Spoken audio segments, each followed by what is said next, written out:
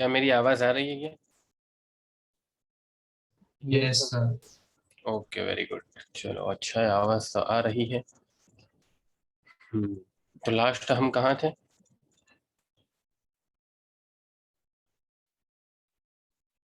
Last हम कहाँ थे? सर एक्सरसाइज 9.2 खत्म किया था। एक्सरसाइज 9.2 खत्म किया था, और कुछ उसके बाद कुछ स्टार्ट नहीं किया था क्या? सर आपने एक क्वेश्चन दिया था करने को, उसके बाद कुछ नहीं किया। पक्का? पक्का कुछ स्टार्ट नहीं किया था 9.2 के बाद? नहीं सर। तो अभी सब कौन जलज बोल रहा है ना? आर्यन सर। आर्यन, आर्यन, सॉरी। हाँ, तो सभी लोग आर्यन की बात से सहमत है क्या? आर्यन कह रहा है कि 9.2 के बाद कुछ नहीं किया था। जियोमेट्रिक प्रोग्रेशन के बारे में कुछ नहीं देखा था क्या? सर लिखा नहीं था उसके बारे में कुछ भी। लिखा नहीं था मतलब थोड़ा बहुत समझा था सिर्फ कि क्या होता है हाँ क्या? जियोमेट्रिक्स में। ओके, ओके, ठीक है। तो अभी तक जितना हुआ वो सारे लोगों को समझ में आ गया क्या? बहुत ही आसान था। एरिथमेटिक प्रोग्रेशन के बारे में था। अब हम आगे बढ़ते हैं। जियोमेट्रिक प्रोग्रेशन देखते हैं। सभी को स्क्रीन विजिबल है क्या? क्या लिखा हुआ है स्क्रीन पर? स्क्रीन सभी को विजिबल है? ओके। नहीं विजिबल क्या? विजिबल है? विजिबल है सर। विजिबल है ना? चलो। तो हमने जियोमेट्रिक प्रोग्रेशन के बारे में देख लिया था कि जियोमेट्रिक प्रोग्रेशन के अंदर कुछ ना कुछ क्या होता है, मल्टीप्लाई होता है। ठीक है, और एरिथमेटिक प्रोग्रेशन के अंदर कुछ ना कुछ डिफरेंस होता है बिटवीन टू टर्म्स। 2, 4, 6, 8, ये क्या है हमारा एरिथमेटिक प्रोग्रेशन एपी। क्यों? क्यों एरिथमेटिक प्रोग्रेशन? कोई पूछे रीजन क्या है, तो हम बताएंगे कि here the common constant difference R. R ही लेते थे ना उसको? D sir D. हाँ, डी। ध्यान रखना, एरिथमेटिक प्रोग्रेशन में हमेशा कॉमन कांस्टेंट डिफरेंस को डी लेते हैं, small D. So 4 - 2 is equal to 2 is equal to 6 - 4 is equal to 2 is equal to 8 - 6 and so on. यानी कॉमन कांस्टेंट डिफरेंस जो है वो क्या होता है, हमेशा एरिथमेटिक प्रोग्रेशन के अंदर 2 होता है, कॉमन कांस्टेंट डिफरेंस। अब एरिथमेटिक प्रोग्रेशन को याद रखते हुए हमें आगे प्रोसेस करना है, जिसके अंदर क्या लिखा हुआ है, जियोमेट्रिक प्रोग्रेशन। फर्स्ट टर्म क्या लेते थे हम इसके अंदर, एरिथमेटिक प्रोग्रेशन के अंदर ए ही लेते थे ना, कि और कुछ लेते थे? फर्स्ट टर्म हम क्या लेते थे, ए ही ए लेते थे सर। ना। हाँ, ए, उसके बाद ए प्लस डी, उसके बाद A plus 2 D, and nth term क्या होती थी, n is equal to A plus N minus 1 D. थोड़ा सा रिवीजन करा रहा हूँ भाई, ध्यान देखना। ठीक है, तो nth टर्म एरिथमेटिक प्रोग्रेशन की क्या होती थी, A N is equal to A plus N minus 1 D. और एस एन क्या होता था, S N is equal to n/2 twice A plus N minus 1 D. तो ये एरिथमेटिक प्रोग्रेशन का अगर मुझे सिंपल कंक्लूजन निकालना हो, एकदम शॉर्ट वे में, एरिथमेटिक प्रोग्रेशन एपी का अगर सिंपल कंक्लूजन निकालना हो, तो मैं क्या लिखूंगा कि फर्स्ट टर्म को हम इसमें ए कहते थे, सेकंड टर्म को तो ए प्लस डी कहते थे, कॉमन कांस्टेंट डिफरेंस को हम कहते थे डी। ठीक है, और ए एन क्या होता था, ए एन इज इक्वल टू, ये यहाँ पर लिखा ही हुआ है, और एस एन लिख देना। ये हो गया कंक्लूजन एरिथमेटिक प्रोग्रेशन का। इसी के बेस पर हमने ढेर सारे एग्जांपल्स देखे थे। ठीक है, नाउ अब हम बढ़ रहे हैं जियोमेट्रिक प्रोग्रेशन की तरफ। जियोमेट्रिक प्रोग्रेशन के अंदर यहाँ पर, जैसा कि मेरे प्रीवियस वीडियो में हमने डिस्कस भी किया था, कि यहाँ पर जो होगा वो कॉमन कांस्टेंट मल्टीपल होगा, या कॉमन कांस्टेंट रेशियो बोल दो। मल्टीपल बोलना क्यों सही नहीं है भाई, मल्टीपल बोलना क्यों सही नहीं है? क्योंकि मल्टीपल जब मैं बोलता हूं तो इसका मतलब ये होता है कि हर बार कोई इंटीजर मल्टीप्लाई में हो रहा है, हर बार कोई इंटीजर में मल्टीप्लाई हो रहा है। जैसे कि आप 2, 4, 8 में देखोगे तो यहाँ पर 2 मल्टीप्लाई हो रहा है, तो आप कहोगे ना कि 2 का मल्टीपल यहाँ पर मल्टीप्लाई। बट अगर मैं 1/2, 1/4, 1/8 की बात करूं, तो यहाँ पर तो 1/2 हो रहा है मल्टीप्लीकेशन में। दैट इज ये अब हम क्या बोलेंगे, जनरलाइज टर्म बोलेंगे, कॉमन कांस्टेंट रेशियो। ठीक है, सबको समझ में आ गया। सो अब यहाँ पर 2 4 6 8 में क्या मल्टीप्लाई हो रहा है, 2 हो रहा है, और 2 को हम रेशियो के टर्म में लिख भी सकते हैं ना भाई, 2 डिवाइड बाई 1 और 1/2 तो है। इसी तरीके से 1/9 माइनस 1/2 7, 1/81 माइनस 1/2 4 3, इसके अंदर क्या निकल रहा है, कॉमन कॉमन कांस्टेंट रेशियो जो मल्टीप्लाई होता है इसके अंदर, -1/3। -1/3। ये पता कैसे लगाते हैं, पता कैसे लगाते हैं, एरिथमेटिक प्रोग्रेशन के अंदर तो हम a2 माइनस a1 करके पता लगाते हैं कि वो d होता है। जियोमेट्रिक प्रोग्रेशन की बात करें तो यहाँ पर हम क्या करेंगे, a2 डिवाइड बाई a1 और a3 डिवाइड बाई a2 और a4 डिवाइड बाई a3, ऐसे करके हमारे पास जो मिलेगा वो r मिल जाएगा। ठीक है, r की वैल्यू मिल जाएगी। जैसा कि मैंने आपको प्रीवियस वीडियो में बताया था कि एरिथमेटिक प्रोग्रेशन में हम किंग कब बन जाते हैं, राजा कब बन जाए, जब हमारे पास a और d की वैल्यू होती है। जियोमेट्रिक प्रोग्रेशन में अब हमारे पास a और r की वैल्यू होगी तो हम कुछ भी सॉल्व कर सकते हैं, मतलब कोई भी टर्म निकाल सकते हैं, कोई भी nth टर्म निकाल सकते हैं।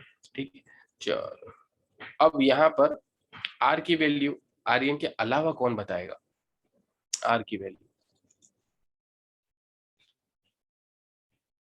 आर्यन के अलावा, आर्यन के अलावा r की वैल्यू किसी को समझ में आ रही है क्या? हाँ बोलिए। हैंड राइज किसने किया था अभी? सर मैं ही था। अच्छा, आर्यन ही है, बाकी सब लोग जाग रहे क्या? अमान? हाँ सर। हाँ, इसमें r की वैल्यू कैसे निकालेंगे, स्मॉल r की value 2 divided by a2 divide by a1, तो a2 क्या है यहाँ पर, 0.0001 0 0 0, और a1 क्या है, 0। 0.01। अब यहाँ पर क्या निकलेगा, ये इसको मैं क्या लिख सकता हूँ, 1 2 3 4, 1 डिवाइड बाई 10⁻⁴ लिख सकता हूँ। इसको मैं क्या लिख सकता हूँ, 1 2, इसको मैं क्या लिख सकता हूँ, 1 डिवाइड बाई 10⁻² लिख सकता हूँ। तो 1 1 तो ऑलरेडी है भाई, तो अपना कोई इसका फर्क नहीं पड़ता। 10⁻² यहाँ से गया, 10⁻² यहाँ से गया, तो बचा क्या, 1 divide by 10⁻², that is 1 divide by 100, ये इसका r हो जाएगा। मतलब अब r निकालने तो आ गया, और a तो आपको पता है कि पहली टर्म होते हैं। अब पहली टर्म के अंदर ऑब्वियस बात है कि कोई भी r मल्टीप्लीकेशन में होता है, नहीं होता, उसके बाद वाली टर्म से r मल्टीप्लाई होना शुरू हो जाता है। तो पहली टर्म तो a रहेंगी, दूसरी टर्म क्या होगी, ar, तीसरी टर्म क्या होगी, ar स्क्वायर, चौथी टर्म क्या होगी, ar⁴ लिखूं या 3 लिखूं, चौथी टर्म ar³ लिखूं या ar⁴ लिखूं, ar³ ही लिखूं। ठीक है ना, क्योंकि पहली टर्म में कुछ नहीं था, ये है हमारी फर्स्ट टर्म जिसके अंदर r मल्टीप्लाई नहीं, सेकंड टर्म से हो रहा है। और इसी तरीके से चौथी पांचवी टर्म को मैं क्या लिखूंगा, ar⁴, दैट इज ये फिफ्थ टर्म है। सब में देखो, अब पांचवी टर्म होती है तो r का पावर 4 होता है, चौथी टर्म होती है तो r का पावर 3 होता है, तीसरी टर्म होती है तो r का पावर 2 होता है, दूसरी टर्म होती है तो r का पावर 1 होता है, और पहली टर्म होती है तो r का पावर 0 होता है। दैट इज, क्या हम जनरलाइज टर्म लिख सकते हैं क्या, तो an is equal to ar। अब बोलो क्या लिखूं मैं, r की पावर an, जनरलाइज टर्म क्या लिखूं, r की पावर,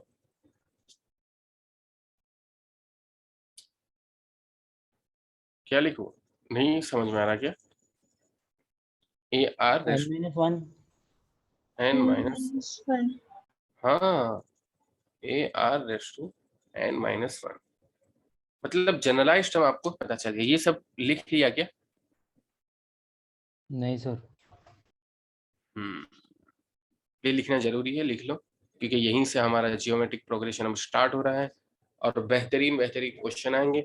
और जेईई की बात करें, अगर जेईई बोर्ड में तो आएगा भाई, अलग अलग से एरिथमेटिक प्रोग्रेशन जियोमेट्रिक, जेई के लिए मोस्ट इंपॉर्टेंट है भाई, जेई वाले को यहाँ से क्वेश्चन फ्रेम करने में बहुत मजा आती है, तो वो पॉइंट ऑफ व्यू से भी बहुत इंपॉर्टेंट है। So let us consider the following sequence. Consider कर लिया, in each of these sequence how their terms progress. We noted that each term expressed the first term progress in a definite order. तो ये सारा लिखने की कोई need नहीं है. क्या लिखोगे आप सबसे पहले? Geometric progression, title. उसके बाद ये 3 एग्जांपल लिखोगे, लेट अस कंसीडर. उसके बाद हम क्या लिखेंगे? पहले का लिखेंगे a इज इक्वल टू 2, ये पहले की बात कर रहा हूँ जिसके अंदर फर्स्ट टर्म में, and r is always a2 minus a1. So here a2 is 4 and a1 is 2. So we have to write 4 divided by 2 is equal to 2. और सिमिलरली इसका भी a और क्या लिख लो, r लिख लो. सिमिलरली तीसरे वाले का भी a और r लिख लो, मैंने थोड़ी देर पहले समझाया था. और उससे एक जनरलाइज बातें पता चल जाती हैं कि so that geometric progression will be in the form of ar square, ar cube, ar raised to 4 up to an, and therefore an is equal to ar raised to n minus 1.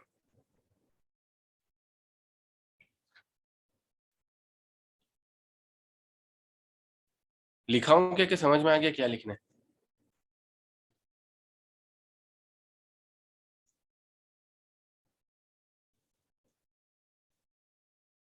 Okay, अभी तो screenshot खींच लेना और मैंने आपको समझा दिया, वो आराम से लिख लेना कि अभी आप लिखने बैठोगे तो बहुत टाइम हो जाएगा भाई.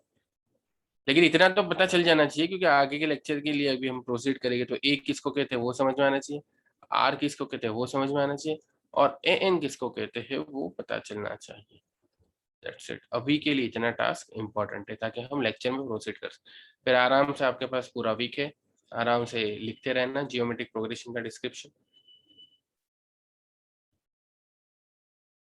Okay, so let's move forward. अब यहाँ पर भी जो मैंने सारी चीजें ऑलरेडी आपको ओरली समझा दी वही सारी चीजें यहाँ पर थियोरिटिकली लिखी हुई है.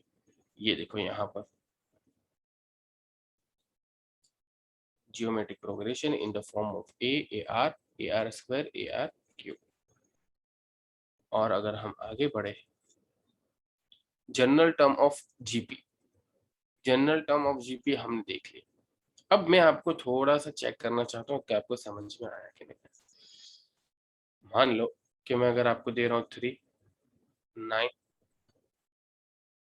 27, 81 और मैं आपसे ये पूछ रहा हूँ कि अगली टर्म क्या होगी, तो क्या आप निकाल सकते हो? यहाँ पर ये फर्स्ट टर्म है, सेकंड टर्म है, थर्ड टर्म है, फोर्थ टर्म है और फिफ्थ टर्म.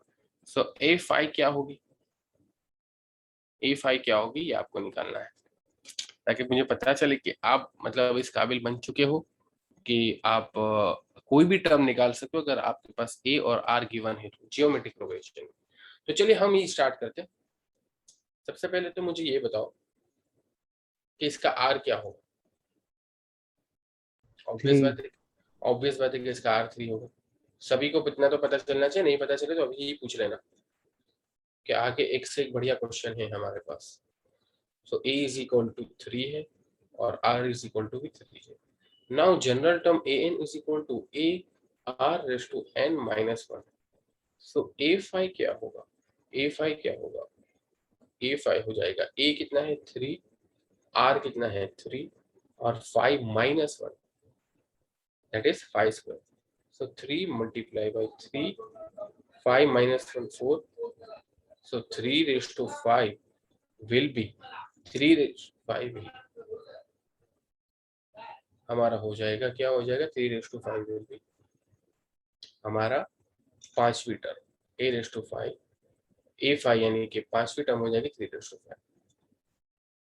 ठीक है, मतलब अब इतना तो समझ में आ गया ना कि भाई ए इन कैसे निकालना है चाहे कुछ भी दिया हो. तो हम प्रोसीड करते हैं अब आगे हम बात करें तो जियोमेट्रिक प्रोग्रेशन के अंदर आपको ये एग्जांपल देता हूं. अब ये एग्जांपल के बारे में आप सोचो,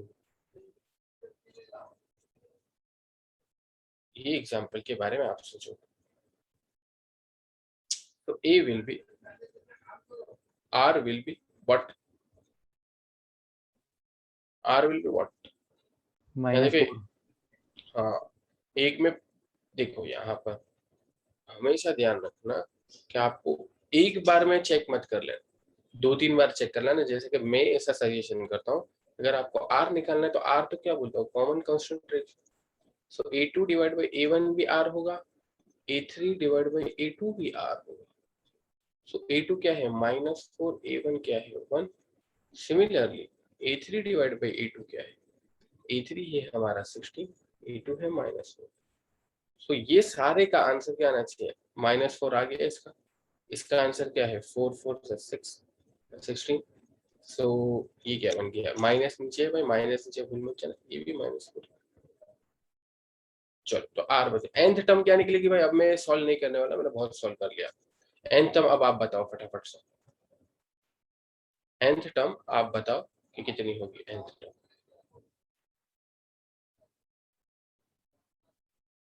an, बहुत ही आसान है यार।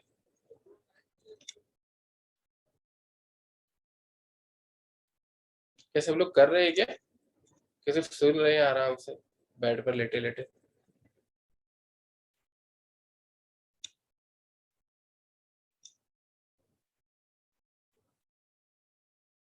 an is equal to a multiply by r raised to n minus 1. So a is equal to 1 r minus 4 और n minus 1। सो क्या ये an -4 n -1 सही लिखा है क्या मैंने, इतना तो बताओ सही है गलत है, कुछ भूल ही नहीं रहे तुम हाँ लोग सर तो। सही है, क्योंकि एन स्पेसिफाइड नहीं है। हाँ n स्पेसिफाइड ही नहीं है तो हम क्या करें, बस इससे आगे हम नहीं बढ़ सकते। तो यही होगा, क्या हो जाएगा an। नाउ अब जैसा कि हमारा उसूल है, क्या है कि एक बार हमें प्रोग्रेशन के बारे में पता चल जाता है, फिर हम उसका सम करने की भी ट्राई करते हैं। क्या करते हैं, सम, SUM सम। अब यहाँ पर सम एरिथमेटिक प्रोग्रेशन की बात करें तो SN का फॉर्मूला था, मैं बार बार आपको रिवाइज इसलिए करा रहा हूँ ताकि आप दोनों का डिफरेंस समझे। बहुत सारे लोग यहाँ पर मिक्सअप कर डालते हैं एरिथमेटिक प्रोग्रेशन और जियोमेट्रिक। ये भाई ये जो है ना एरिथमेटिक प्रोग्रेशन का, वो आर की जगह डी लिख देंगे, डी की जगह आर लिख देंगे और पता नहीं बहुत सारी दुनिया भर की गलतियां करेंगे। और मैं आपसे ये चाहता हूँ कि एटलीस्ट हमारे जो स्टूडेंट्स है वो सारे एरिथमेटिक प्रोग्रेशन और जियोमेट्रिक प्रोग्रेशन को डिफरेंशिएट करते हुए चले, ठीक है। सो एसएन ये एरिथमेटिक प्रोग्रेशन के लिए था। नाउ अब हम जियोमेट्रिक प्रोग्रेशन पर आ गए। Let the first term of geometric progression be A. यहाँ पर भी पहली टर्म को तो हम ए ही लेते हैं, and the common ratio are.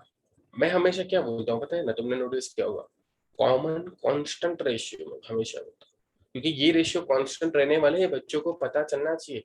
किसी भी कंसेक्यूटिव दो टर्म्स का आप रेशियो करो वो हमेशा कांस्टेंट आना चाहिए। तो ये हमारा होगा जियोमेट्रिक प्रोग्रेशन के अंदर आर की value, that is common constant ratio R. चलो let us denoted by SN. क्या है SN, the sum of first term of. अब यहाँ पर एक बात सोचो, एक बात सोचो कि अगर मुझे सीरीज बोलना हो, सीरीज ये सीक्वेंस है आपकी a r r square r cube, ठीक है, एंड सो ऑन। अगर मुझे इसका सीरीज के फॉर्म में लिखना हो तो क्या करते हैं भाई, सीरीज के फॉर्म में लिखते हैं तो हम सम कर डालते हैं ना, A plus R square plus A R cube and so on. तो ये हो गया हमारा सीरीज के फॉर्मेट में एसएन, ठीक है। सम ऑफ द सीरीज भाई, सम ऑफ द सीरीज हो गया a plus A r and a r square A R cube up to so on, ठीक है। अब यहाँ पर मुझे एग्जैक्टली फॉर्मूला निकालना है ना भाई, हमारा टारगेट क्या है, फॉर्मूला निकालना। तो एक काम करो, मैं नए से ये जो मैं चीज सिखाने वाला हूँ ना इसको ध्यान से देखना और नोट डाउन तो कर ही लेना। मैं चाहता हूँ कि सब लोग साथ साथ में लिखें। मैं व्हाइट बोर्ड सिलेक्ट कर लेता हूँ और फिर उस पर हम लिखेंगे, ये सारी चीजें पहले लिख दो और जो पुराना जो बाकी है उसके पेज छोड़ने ही चाहिए। अब ये आप पे डिपेंड करता है कि आप कैसे नोट बनाते हो। आप 11th में आ गए हो ना भाई, 11th में बच्चे तो हो नहीं 5वीं के, चलो ये लिखो वो लिखो, आपके ऊपर डिपेंड। तो पहले ही आपने ये लिखा कि ए जो है वो पहली टर्म है, कॉमन कांस्टेंट रेशियो आर है, let us denoted by Sn the sum of first n terms of geometric progression, then Sn is equal to a plus A r square up to so on.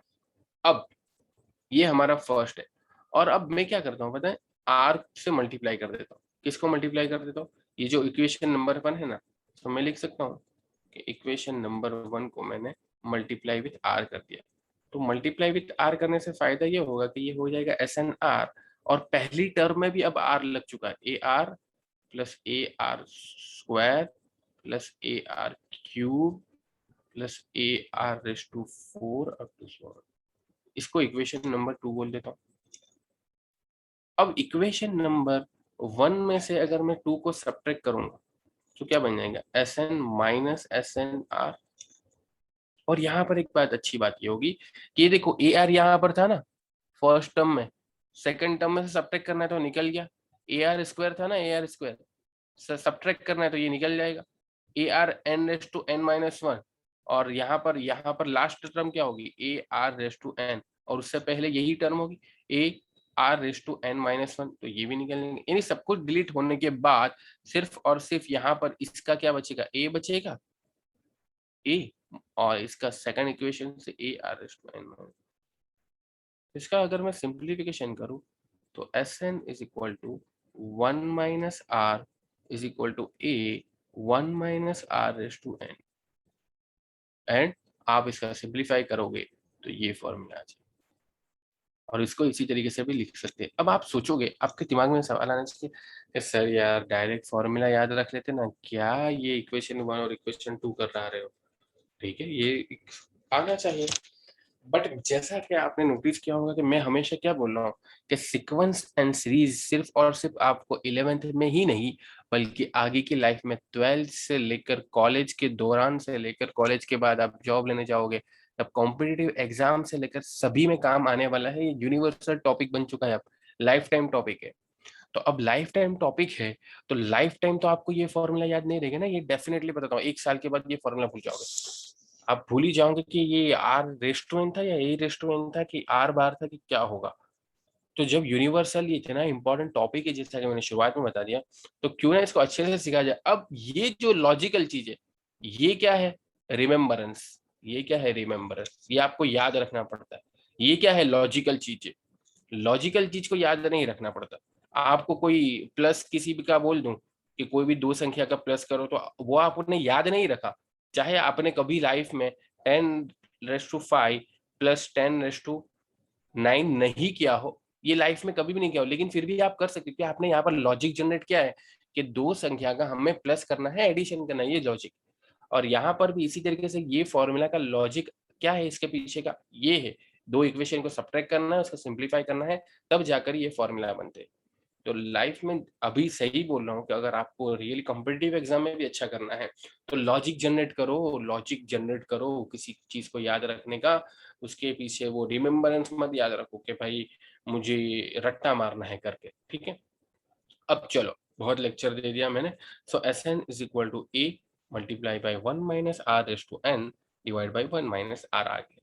इसको इस तरीके से भी लिख सकते हैं। सिर्फ और सिर्फ क्या किया है भाई, ये यहाँ पर माइनस दोनों जगह से कॉमन निकाल लिया है, न्यूमेरेटर और डिनोमिनेटर में से माइनस कॉमन निकाल लिया है। तो यहाँ की term 1 minus are raise to n थी, तो r raise to n minus 1 हो गई, 1 माइनस आर था तो आर माइनस 1 हो गया, दैट्स इट। अब बहुत जगह क्या करा रहे, बहुत जगह मैंने नोटिस किया कि आर ग्रेटर देन 1 के लिए, आर ग्रेटर देन 1 के लिए ये वाला फॉर्मूला सजेस्ट किया जाता है, और आर लेस देन 1 के लिए ये वाला फॉर्मूला सजेस्ट किया जाता है। बट मेरे हिसाब से आप इन दोनों में से कोई भी फॉर्मूला लगा सकते हो, चाहे वो आर ग्रेटर देन 1 हो, चाहे वो आर लेस देन 1 हो। इसका मैं आपको क्या दूंगा, लाइव एग्जाम्पल देता हूँ। चलो लाइव एग्जाम्पल देता हूँ। अब जैसा कि मैंने क्या बोला, आर ग्रेटर देन 1 के लिए कौन सा यूज होता है, ये वाला यूज होता है, और आर लेस देन 1 के लिए ये वाला यूज होता है। जनरली ऐसा लोग बोलते हैं, मैं नहीं बोलता, मैं तो बोलता हूँ कि कोई भी यूज करो, कोई फर्क नहीं पड़ता आंसर में। अब आर लेस देन 1 के लिए ये यूज होता है, मैं ये यूज करने की ट्राई करता हूँ। आपको देता हूं मैं 3, 0.3, 0.03 and so on. So A is equal to आपका क्या आ गया, 3 आ गया। आर इज इक्वल टू क्या आ गया भाई, आर क्या आ गया इसका, आर क्या आ गया इसका, 0.3 डिवाइड बाई 3 कितना होता है? 0.1 ना, सही है क्या? 0.1, हाँ सर। ओके, सो 0.1 ना। तो अब Sn इसका मैं दोनों फॉर्मूला से लिखूंगा, आंसर सेम ही आएगा। तो अगर पहले फॉर्मूला से Sn करता हूँ तो ये कितना आएगा? 3 1 माइनस 0.1 रेज टू n है ना। चलो मैं यहाँ तक का सम कर लेता हूँ, ठीक है। तीन टर्म तो Sn की जगह मैं S3 लिख देता हूँ, S3, ताकि आपको अच्छे से पता चले। तो S3 लिखूंगा तो 0.1:3 हो जाएगा, डिवाइड बाय 1 माइनस r कितना है? 0.1। इसका आंसर कितना आता है? इसका आंसर आएगा 1 माइनस 0.1 क्यूब करोगे तो 0.999 हो जाएगा। भाई इतना तो आसान है ना, सबको आता है। 0.001 माइनस होगा 1 में से 0.999, उसके अंदर 3 मल्टीप्लाई करोगे तो 2.997 आएगा, जो आपके बस की बात नहीं है अभी विदाउट कैलकुलेटर। और डिवाइड बाय 1 माइनस 0.1 करोगे तो इसका आंसर आता है 3.33। इसका आंसर आएगा 3.33। तो सिंपल लॉजिक है। अगर मैं S3 के लिए ये वाला फॉर्मूला इस्तेमाल करता तो क्या हो जाता? 3 r⁻³ minus 1 divide by 0.1 minus 1। फर्क इसलिए कुछ भी नहीं पड़ता, जैसा कि मैंने समझा कि सिर्फ और सिर्फ माइनस अगर दोनों में से कॉमन निकाल जाए तो वो ये बन जाएगा। इसलिए आप कोई भी फॉर्मूला इस्तेमाल कर सकते हैं, कोई टेंशन लेने वाली बात नहीं है। सिर्फ एक फॉर्मूला याद रखो या इसका लॉजिक जनरेट करो। कुछ 11 तक तो ये फॉर्मूला याद रह जाएगा, लेकिन 11 के बाद जो मैंने लॉजिक वाला कंसेप्ट बताया उस तरीके से ही आपको ये याद रहेगा। नाउ अब देखते हैं कुछ स्पेशल केस है, कुछ स्पेशल केस देख लेते हैं इसके बारे में। चलो ये फॉर्मूला हमने समझ लिया। जब r is not equal to 1 है तो या तो कह दो कि कोई भी वैल्यू के लिए हम ये लिख सकते हैं ना भाई, कोई भी वैल्यू के लिए ये लिख सकते हैं। अब अगर r इक्वल टू 1 है, r इक्वल टू 1 है तो ये क्या हो जाएगा? 1 माइनस 1, r इक्वल टू 1। ये क्या लिख दिया इधर? r इक्वल टू 1 है तो 1 minus 1 raise to n divide by 1 minus, ये देखो ये क्या दिख रहा है? ये तुमको देखो, ये दिख रहा है कुछ? ये क्या है? गजब चीज है ये। अगर आपने इसको समझ लिया, मैथमेटिक्स को समझ लिया, समझो। ये तो भाई 1 माइनस 1 डिवाइड बाई 0 हो गया। और कोई भी चीज के डिवाइड में 0 आता है तो वो क्या हो जाता है? तुम समझना इसको। किसी भी चीज के डिवीजन में अगर 0 लिख दो तो क्या हो जाएगा? अरे भाई 11वीं कक्षा वालों को नहीं पता, डिफाइंड सर। अनडिफाइंड हो जाएगा भाई। इतना तो 8वीं वालों को भी पता ही है, अगर 8वीं वालों को भी पता ही है। अब यहाँ पर जब ये r इज इक्वल टू 1 तो फिर na कैसे लिख दिया? तो इसके लिए the logic is a plus r a r plus A r square plus A R cube. ये हमारा बेसिक है एसएन। बेसिक एसएन मतलब सीक्वेंस का सम ही करना है up to a r raise to n minus 1, ये हमारी एन टर्म। अब यहाँ पर क्या बोल रहा है? आर 1 ले लो, आर की जगह 1 ले लो तो एसएन क्या हो जाएगा? एसएन तो भाई ए प्लस ए प्लस ए प्लस ए प्लस ए ही होता जाएगा। कब तक? nth टर्म तक। तो सबका n बार अगर मैं a को प्लस करूंगा तो ये क्या हो जाएगा? na हो जाएगा।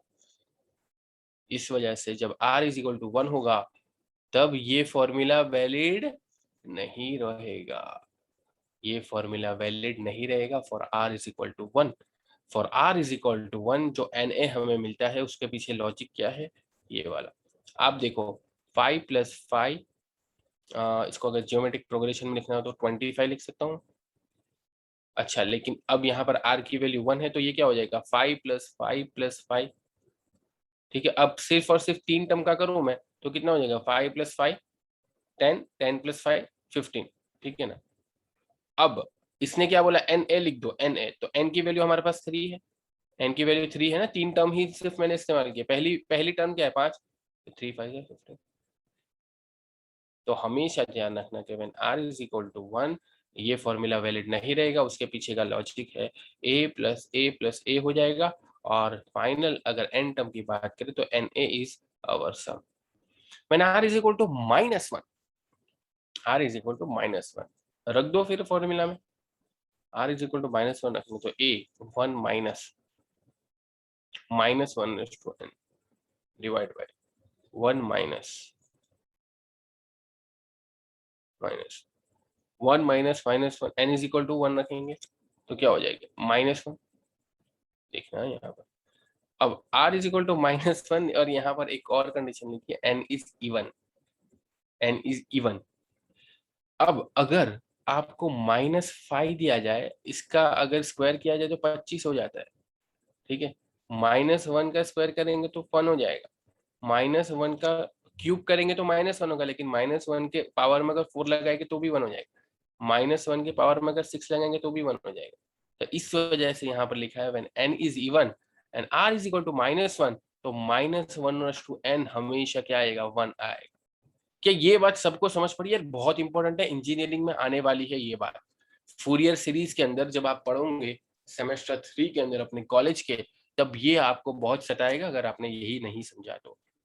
सर एक बार रिपीट करो ना। हाँ, मैं यही चाहता कि कोई तो बोले रिपीट करने का, क्योंकि बहुत बढ़िया चीज है। देखो मैं क्या बोल रहा हूँ कि r इज इक्वल टू -1 रखना है, तो ये r⁻n क्या हो जाएगा, -1/n हो जाएगा, -1/n। अब आप क्या बोलोगे कि ये इसकी वैल्यू 1 होगी कि -1 होगी? तो इसकी वैल्यू 1 या तो -1, ये किस पर डिपेंडेंट करेगा, ये डिपेंडेंट करेगा n के इवन और n के ऑड होने पर। नाउ मैं मान लेता हूं कि n is equal to even है, तो इवन नंबर हमारे पास क्या क्या है भाई, क्या क्या है even number, 2 2 4 4 6 6 8 and so on. अब मैं n की वैल्यू सिर्फ और सिर्फ इवन मानता हूं, तो मैं n की वैल्यू इवन ही रखूंगा। तो अब -1/2 एक के बाद एक वैल्यू रख के देखो, -1 होल पावर का पावर 2 1 आ जाएगा, -1 का पावर 4 कितना आ जाएगा, ये भी 1 ही आएगा, -1 का पावर 6 ये भी 1 आ जाएगा। ठीक है ना, ये इतना तो समझ में आ गया ना कि अगर Yes, मैं sir. n की वैल्यू इवन लेता हूं तो -1/n हमेशा 1 होगा। जब मैं n की वैल्यू इवन लेता हूं तो -1/n हमेशा इवन होगा। That's it. जब -1/n हमेशा इवन होगा, 1 होगा, जब n की वैल्यू इवन लूंगा तो -1/, अब ये Sn के अंदर आए, Sn is equal to 1 minus, ये तो है ही मन। अब -1/n हमें रखना था क्योंकि r इज इक्वल टू -1, तो अब -1/n हम क्या डिफाइन कर चुके कि तो वो तो 1 ही होगा जब n is equal to 1, n is equal to even होगा। तो अब यहाँ पर -1 डिवाइड में तो क्या हो जाएगा भाई, 2 हो जाएगा, लेकिन ऊपर 1 माइनस 1 0 हो जाएगा। इसको अगर हम इस तरीके से समझना चाहें कि Sn is equal to a multiply by 1 minus r⁻n divide by 1 minus r। Now r is equal to -1 where n is even. तो अभी मैंने समझा कि n इवन होगा, सो -1/n हमेशा 1 हो जाएगा। When n is even -1/n हमेशा 1 हो जाएगा। इसका एग्जांपल मैंने कैसे समझा कि n की अलग अलग इवन वैल्यू ले लो, 2 4 6 सेट आपको हमेशा वो 1 ही देगा। जब 1 ही देगा तो Sn अब क्या मॉडिफाइड हो जाएगा, Sn is equal to a 1 minus फिर -1/n और 1 माइनस ऑफ -1 2 हो जाएगा, is equal to a/2 1 minus, ये क्या लिखा है -1/n इज इक्वल टू 1 ही होता है, तो 1 माइनस 1 0। सो आंसर बिल्कुल सही। तो अब आपको जस्टिफाई हो गया होगा कि यहाँ पर 0 क्यों लिखा है। For this condition r is equal to -1 and n is even. Similarly क्या कोई मुझे ये समझा सकता है, क्या कोई मुझे ये समझा सकता है, जिसने ये समझ लिया है वो आराम से ये भी समझा सकता है। क्या आप में से कोई ट्राई करना चाहेगा कि Sn is equal to a कैसे आएगा जब r की वैल्यू -1 होगी और n ऑड होगा। कोई नहीं एकदम। सर मैं आई। हाँ ठीक है, बताओ। हाँ सर, एन ऑड होगा तो हम एस एन की फॉर्मूला लिखेंगे पहले, तो Yes. उसमें एन ऑड होगा तो -1 ही आएगा आर। एक मिनट, Sn की फॉर्मूला चलो मैं लिखता हूँ, a1 minus r⁻n divide by 1 minus r। Now r is equal to हमारा है -1, तो Sn will be modified as a1 minus -1/n divide by 1 minus r। अब बोलिए, अब -1/n अब -1/n में n ऑड है, n ऑड है, तो अब ये कैसे इसको a प्रूव करके बताओ।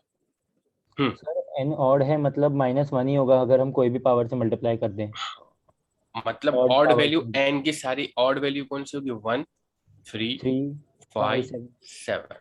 सो अब यहाँ पर चांसेस कौन से बनते हैं n के, -1/1 इज इक्वल -1/2 क्यूब करोगे तो भी -1 आएगा, -1/5 करोगे तो भी -1 आएगा, -1/7 करोगे तो भी -1। सबका आंसर -1 ही आने वाला है। जब सब कुछ -1 आने वाला है, जब सब कुछ -1 आने वाला है, दैट इज -1/n हमेशा -1 आएगा। जब n ओड होगा तो हम क्या लिख सकते हैं, 1 1 minus of -1 and 1 minus of, ये रबड़ किधर गया, इरेजर, हाँ ये अपना इरेजर। अभी हाँ, अब यहाँ पर 1 माइनस ऑफ -1, तो ऊपर क्या बचा भाई, ऊपर बचा a, फिर 1 माइनस ऑफ -1 2, नीचे क्या बचा 1 माइनस ऑफ -1 2, तो 2 2 अपने आप में कैंसिल, बचा क्या a, दैट्स इट। ग्रेट भाई, स्पेशल केस ये मैंने अपने लिए नहीं रखे हैं, तुम्हारे लिए रखे। स्क्रीनशॉट खींचो या लिख लो या कुछ भी करो, तुम्हारी नोट्स के अंदर ये चीजें मौजूद होनी चाहिए, ठीक है। और यहाँ पर जो एक्सप्लेनेशन दिया है, हर चीज को मैंने जस्टिफाई किया है, ये आपके दिमाग में रहना चाहिए। और दिमाग में नहीं रहता है या कुछ डाउट आता है तो अभी पूछ लो, ठीक है ना। और अगर आपको अभी समझ में आ गया तो मैं तो ये चाहता हूँ कि इन चीज का जो मैंने जस्टिफिकेशन दिया है वो अपने अपने अपने हैंडराइटिंग में या अपने वर्ड्स में कहीं पर लिख कर रख लो कि ये कैसे एन आता है, ये कैसे 0 आता है जब ये कंडीशन होती है, ये कैसे ए आता है जब ये कंडीशन होती है। ये सारी चीजें आपको बनानी पड़ेगी अगर आप एक अच्छे स्टूडेंट बनना चाहते हो। भाई आप एक बात समझ लो, आपने अभी सिर्फ और सिर्फ 10th पास किया, आपको कंपटीशन का कोई अंदाजा नहीं है, आपको कंपटीशन का कोई अंदाजा ही नहीं है, आप अभी नए हो। और सबसे बुरी बात तो ये है कि ना तो आपने अभी स्कूल वगैरह गए हो या कोई प्रॉपरली आपको कंपटीशन का अंदाजा है। तो मुझे एक्सपीरियंस है और यहाँ पर जितनी भी फैकल्टीज आपको पढ़ाने आ रही है सबको एक्सपीरियंस है, तो वो इस बात को कंसिडर करते हैं कि हम यहाँ पर जो कंटेंट प्रोवाइड कर रहे हैं या जो चीजें समझा रहे हैं वो आपको सिर्फ और सिर्फ बोर्ड में ही नहीं बल्कि एक आगे बड़े कंपटीशन में भी काम आए। सो ये सारी चीजें बहुत हेल्पफुल रहेंगी। फिर ऐसा ना हो कि आप कहीं नोट्स तलाश करने जाओ। सबसे बेस्ट नोट कौन सी है पता है, सबसे बेस्ट नोट्स वो है जो अपने आपने खुद अपने हाथ से लिखी हो, और फिर उसमें वैल्यू एडिशन करते रहो, वो अलग बात है, ठीक है। दूसरे की नोट पर कभी डिपेंडेंट मत होना। अगर आपको एक अच्छा रैंक हासिल करना है या कुछ अच्छा बनना है, मतलब एज ए स्टूडेंट, तो बाकी देखो टाइम पास तो सभी लोग कर रहे हैं, लाखों लोग अपीयर हो ही रहे, और लाखों लोग में से कुछ हजारों लोग ही जो है वो सीट ले जा रहे हैं। तो ऑब्वियस बात है ना कि वो हजारों लोग ही सीरियस है, बाकी के लोग नॉन सीरियस है, दैट्स इट, और कुछ खास नहीं है। मैंने अपने सजेशन दे दिया, अब आपके ऊपर डिपेंडेंट करता है कि आप कैसे करते हो। Now example number 9। Example number 9 काफी आसान दिख रहा है, जैसा कि हमें इतना डिटेल में जो समझा है उसके according. Find the 10th and nth terms of geometric progression 525 and 125। अब तो यार ये लेक्चर जिसने भी अटेंड किया है ना, मुझे नहीं लगता कि इस टाइप के एग्जाम्पल को वो कभी भी गलत कर सकता है। अभी भी ये लेक्चर जिसने शुरुआत से अटेंड किया है तो उसको पता चल गया होगा कि हमें कुछ नहीं करना है, इज इक्वल टू 5 लेना है, r is equal to a2 divide by a1 करना है, जो कि 25 डिवाइड बाई 5 करेंगे, सो r की वैल्यू भी 5 आ जाएगी।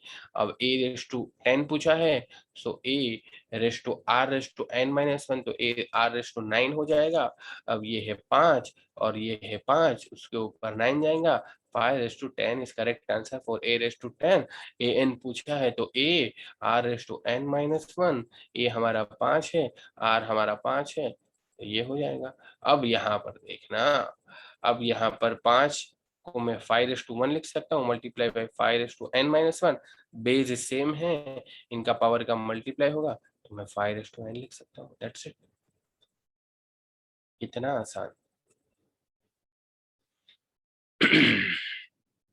अरे समझ रहे हो ना सभी लोग? Yes Yes, sir. हाँ, ऐसा लग रहा है कि भाई क्या हो गया, लॉकडाउन लग गया है क्लासेस में भी, ऐसा लगता है ऑनलाइन क्लासेस में भी लॉकडाउन, एकदम सन्नाटा छाया हुआ। एकदम सन्नाटा छाया हुआ है यार। अभी यहाँ पर कोई कर्फ्यू नहीं है, बोलने पर कोई कर्फ्यू नहीं है भाई, क्लासेस में बोल सकते हो। चलो क्लास एग्जाम्पल 10 यार, example 10 which term of the geometric progression 2 8 32 up to end term is 1 3 1 0 7 2। चलो यार देखो, ये सॉल्यूशन तुमको दिख रहा है, ये सॉल्यूशन को मारो घोरी, सॉल्यूशन को मारो घोरी, तुम अपने दिमाग से सोचो, अपने दिमाग से सोचो कि क्या करोगे। क्योंकि एरिथमेटिक प्रोग्रेशन के दुनिया भर के जब एग्जाम्पल सॉल्व किए तो उससे तुम्हारा दिमाग का जो लेवल है वो थोड़ा बढ़ गया होगा, दिमाग का लेवल बढ़ गया होगा, तो अब वो कुछ नया सोचने के काबिल बन चुका है। तो क्या सोच रहे हो इसको देखकर आप? ये सोच रहे हो कि यार जल्दी से सर करा दो, ये सोच रहे हो? ना सर, इसमें पहले अपन जीपी का एन निकालेंगे, एन वाला फॉर्मूला लगाएंगे, फिर सॉल्व करेंगे। चलो लगा दिया। अब इसमें एन की जगह तो अपन ये गिवन टर्म रख देंगे, फिर इसके आर निकालेंगे। 2 फिर आर कितना है भाई इसका? वही 8 बी डिवाइड बाई 2 करेंगे तो आ जाएगा ना, 4 आ रहा है, 4n रेज़ टू माइनस। अब क्या करेंगे भाई, मजा से बोले। अब 2 अब से ये इसको कटिंग करेंगे इसकी, चलो कटिंग 131072। भाई, जलज बोल रहा है कटिंग करेंगे, लेकिन बार्बर शॉप तो सारे बंद है यार, बार्बर शॉप सारे बंद है अभी। विजय तो इससे रुपाणी जी। कट करेंगे। अच्छा 2 से कट करना है, अच्छा मेरे को लगा वो वाली कटिंग। ओके, सो 2 से कट कर देते भाई। 2 से कितना कट होगा, ये कितना बचेगा?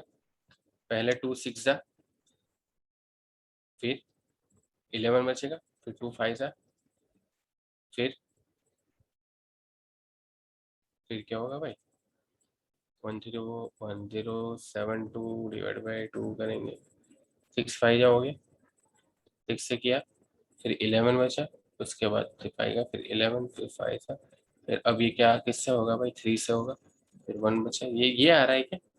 6 5 5 3 6, हाँ, is equal to 4n raise to minus 1। ठीक है ना? अब क्या करेंगे भाई? अब किसी के पास कोई सुझाव है क्या? ये जो नौबत आई है, तब इसको 4 की पावर में करेंगे, 6 5 वाले को 6 5 5 3 6 को 4 की पावर में करेंगे।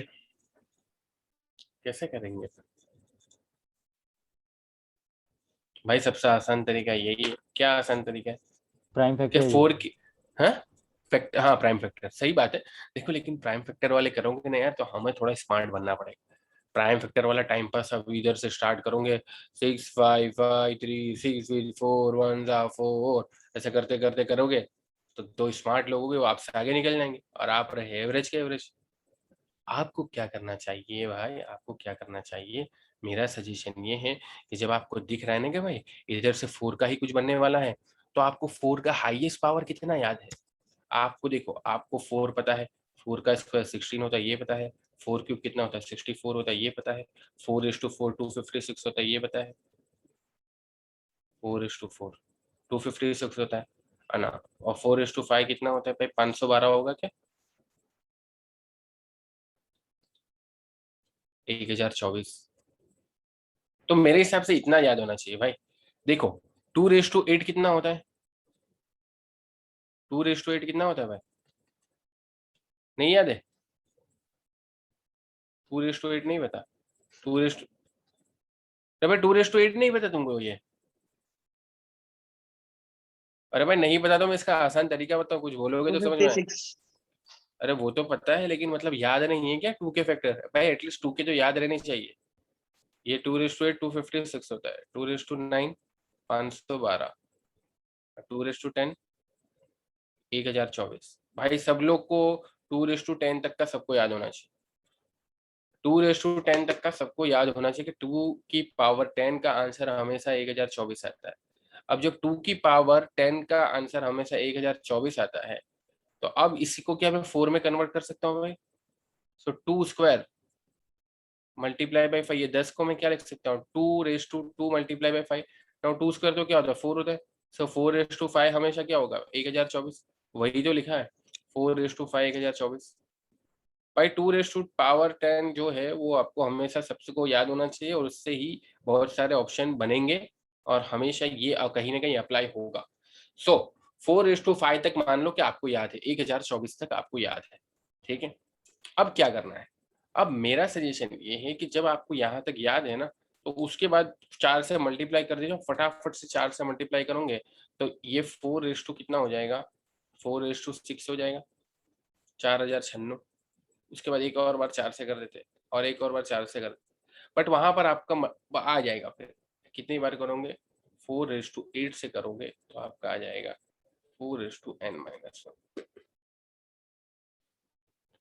जब बेस सेम है तो क्या मैं n-1 इज इक्वल टू 8 लिख सकता हूँ, सो n इज इक्वल टू 9। भाई सब सही बोल रहा हूँ, देखो तुम्हें कैलकुलेटर तो अलाउड नहीं है, तो मल्टीप्लीकेशन वाला एकदम बढ़िया होना चाहिए तुम्हारा, मल्टीप्लीकेशन मतलब एकदम मक्खन की तरह हो जाना चाहिए, एकदम फटाफट से मल्टीप्लीकेशन होना चाहिए तुम्हारा। और जिसका नहीं है भाई उनको मैं यही सजेशन करूंगा कि ये सारे कंसेप्ट सीखने के साथ साथ मल्टीप्लीकेशन भी अपना चाहिए। तो भाई ये n इज इक्वल टू 9 तक सबको समझ में आ गया क्या, तो प्रोसीड करें आगे यस सर। कि कहीं पर किसी को कुछ डाउट है हल्का सा भी, नहीं है ना, ओके। और डाउट होना भी नहीं चाहिए क्योंकि हमने इतना अच्छे से किया है इसको, जो यहाँ पर एक पॉइंट था वो मैंने आपसे डिस्कस कर लिया। अब क्या बचा, 11वां, चलो 11वां करते हैं भाई। तो क्या लिखा है यहाँ पर, in a geometric progression the third term is 24 and the sixth term is 192, find the 10th term। तो सॉल्यूशन को मारो गोली भाई, अपने अपना ट्राई करते हैं यार सॉल्यूशन को। अच्छा ये तो 12 है ना, इतना ही है क्या, इतना ही सॉल्यूशन है, तो बहुत ही आसान है। a3 is equal to AR² is equal to 24 और a6 कितना है, AR⁵ is equal to 192, find the 10th term. तो 10th टर्म हमेशा क्या होता है, AR9। अब आप सोचोगे कि यहाँ से a निकाल लेंगे फिर r निकाल लेंगे फिर उसको यहाँ पर रख देंगे तो हो जाएगा, सही है बात भाई, सही है बात, आपकी बात बिल्कुल भी सही है। अब देखो मेरा सजेशन है, देखो मैं कैसे सॉल्व करता है इसको, ध्यान से देखना भाई। ये आपने सॉल्यूशन देख लिया बहुत बढ़िया हो गया, पता नहीं मैंने सॉल्यूशन देखा भी नहीं क्या लिखा है इसमें, जो भी लिखा होगा देखो। अभी मैं क्या करता, a3 is equal to AR² लिखता जो 24 है, उसके बाद a6 is equal to a, फिर क्या लिखा हुआ है R⁵ हो जाएगा ना 192। तो ये AR⁵ को मैं यूं लिख सकता हूँ AR² multiply by R³ is equal to 192। भाई सही लिखा क्या मैंने, यस सर। यस तो सर। AR² की जगह मैं क्या लिख सकता हूँ, 24 लिख सकता हूँ क्या, 24 multiply by R³ is equal to 192। 24 और 192 है, 190 आराम से हो जाएगा भाई, आराम से निकलेगा 24 से, कैसे निकलेगा 192 डिवाइड बाई 24 कर देंगे तो आराम से आ जाएंगे, तो R³ आ जाएगा हमारा 8। तो R भाई सबको पता ना चाहिए, R is equal to 2, R is equal to 2 ही आएगा। अब R इज इक्वल टू 2 मिल गया, अब मैं क्या करूंगा बताएं, अब जब मुझे क्या निकालना है, A6 निकालना है ना, नहीं A10 निकालना है, तो A10 निकालना है ना, तो मैं क्या करूंगा, AR⁹ AR⁹ को मैं क्या लिख सकता हूँ, मैं ऐसा लिख सकता हूँ AR⁵ मल्टीप्लाई बाई R⁴। और AR⁵ तो मुझे 192 गिवन ही है, R⁴ में क्या करूंगा 2⁴, और 2⁴ तो सबको पता है 16 होता है, सो 192 मल्टीप्लाई बाई 16 कर दूंगा, क्या आंसर आएगा। भाई अप्रोच का डिफरेंस समझ में आया कि ये अप्रोच का डिफरेंस, ये जो गिवन है ये सारी चीजें, इसके अलावा ये जो अप्रोच है वही अप्रोच इख्तियार करना। तो इसमें कुछ नहीं किया, सिर्फ मैंने अरेंज किया और उसको स्मार्टली फटाफट से कैलकुलेट कर दिया। ये जो अप्रोच है यानी एक टर्म को दूसरी टर्म के फॉर्मेट में लिख सकते हैं, ऐसा आपको समझ में आना चाहिए। जियोमेट्रिक प्रोग्रेशन में या एरिथमेटिक प्रोग्रेशन में किसी भी टर्म को अगर रिप्रेजेंट करना है तो वो दूसरी टर्म के फॉर्म में लिख सकते हैं, इतना आपको पता चलना चाहिए। जैसे कि अगर मैं एरिथमेटिक प्रोग्रेशन में बात करूं तो क्या A10 को आप लिख सकते हो A5 प्लस 4D, लिख सकते हो क्या, बिकॉज A10 क्या होता है A प्लस n-1D यानी कि 9D, A प्लस 9D, तो A प्लस फाइव डी कितना होगा, 6 से टर्म होगा और 5 और 4 4 बचेंगे। सो ये A6 प्लस 4 और 6 हो जाएगा ना भाई, 8n। Yes sir. अरे क्या यस सर, नहीं ये अरे क्या, इधर 3D आना चाहिए, इधर कितना आना चाहिए, 5 और 4 9, सही है ना। हाँ सही है, यही लिखेंगे भाई। ये 6 से टर्म हो जाएगी A6 और फिर 4 बार D कंसिडर करेंगे तो ये 8n। मतलब कहने का मतलब ये कि किसी भी टर्म को किसी और टर्म के फॉर्मेट में हम लिख सकते हैं, ठीक है। वैसा ही वही मैंने यहाँ पर अप्लाई किया। चल 12वें देखते हैं। 12वां भाई, असली मजा तो कहाँ आने वाली है पता है, असली मजा तो आगे की एक्सरसाइज में आने वाली है, उसकी यहाँ पर प्रैक्टिस हो रही है। अगर यहाँ पर आपके एग्जाम्पल्स के दौरान अच्छी प्रैक्टिस हो गई तो आगे की एक्सरसाइज में सही में बहुत मजा आने वाली है। एक से एक बढ़िया क्वेश्चन है। Find the sum of first n terms and that sum of first 5 terms of geometric series. A पता चल रहा है, आर पता चल रहा है। ए और आर जब पता चल गया तो Sn हमें निकालने से कोई नहीं रोक सकता, ठीक है। Sn हमें निकालने से Sn इज इक्वल टू ए। अब आप है ना ये वाला इस्तेमाल मत करो, आप ट्राई करो इससे। किससे, A 1 minus R S to N और फिर 1 माइनस, अच्छा यही तो इधर इस्तेमाल किया, तो अब इसका उल्टा कर दो, A R S to N -1 और आर माइनस, ये लगा कर देखो। यहाँ पर इसने ये लगाया ना, हम ये लगाएंगे भाई, हम ये लगाएंगे।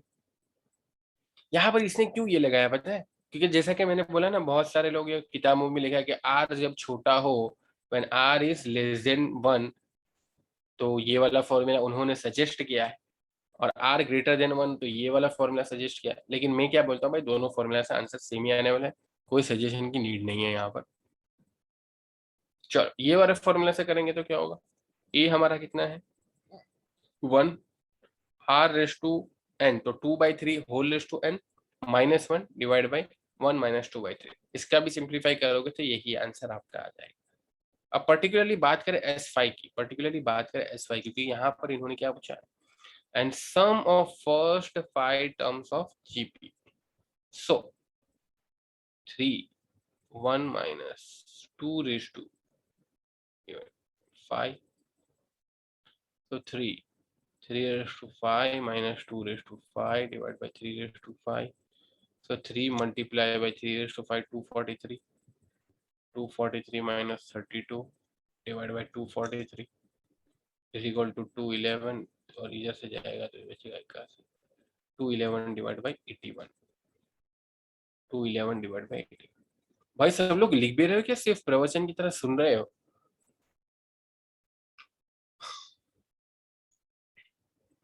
लिख भी रहे हो क्या? कि हाँ सोच यस सर। कि सोच रहे हो कि बाद में ही लिखेंगे आराम से, एक बार स्कूल चालू हो जाएगी बाद में। तो भाई एक बार समझ लो, जब भी स्कूल चालू होगी ना भाई, बहुत बर्डन आने वाला है, डायरेक्ट एग्जाम ही हो जाएगी, मुझे तो लगता है डायरेक्ट एग्जाम में। फिर मत सोचना कि यार लिखने का ही बाकी रह गया, आप समझे कब। चलो इसलिए यहाँ पर मैंने नीचे जगह ही नहीं छोड़ी। देखते हैं अब कितना इंटेलिजेंसी आपकी बढ़ चुकी है, आपकी इंटेलिजेंसी कितनी बढ़ चुकी है, देखते हैं एग्जाम्पल 13 से पता लगेगा कि आपकी इंटेलिजेंसी कितनी बढ़ चुकी है। पहला भाई a इज इक्वल टू 3, फिर r क्या लिखूं, आर आएगा हाफ 1/2। आप करना क्या है, Sn कितनी टर्म में ये हो जाएगा, 3069 और 512, ये आपको बताना है। तो Sn का फॉर्मूला a 1 माइनस, अब यहाँ पर ये लिखते हैं यार, r is to n divide by 1 minus r। So 3069 divide by 512 था, इधर 3 आ जाएगा, इधर क्या आ जाएगा 1 minus r is to n, that is 1/2 is to n divide by 1 minus 1/2 कितना होता है, 1/2 ही तो बचता है। तो ये 6 हो जाएगा ना। तो ट्राई करो कि 3069 कहीं 6 से कहीं डिवाइड होता है, डिवीजन होता है क्या, 6 से कुछ डिवीजन होता है, 3069 का 6 से कुछ डिवीजन होता है क्या, नहीं होता। तो अब यहाँ पर हमारे पास क्या बचा, 3069 divide by 512 is equal to 6 multiply by 1 minus 1/2 whole raised to n। भाई सिंप्लीफाई करो, सिंप्लीफाई करो और मुझे फटाफट से सही आंसर दो इसका क्या है। और कहीं पर अटक जाओ तो खास करके मेरे को बोलना कि सर यहाँ पर कैसे प्रोसीड करना है। नहीं, मैंने अप्रोच बहुत डिटेल में बता दिया, अब आप सॉल्व करो यार। और कहीं पर अटक जाओ तो मुझे बोलना।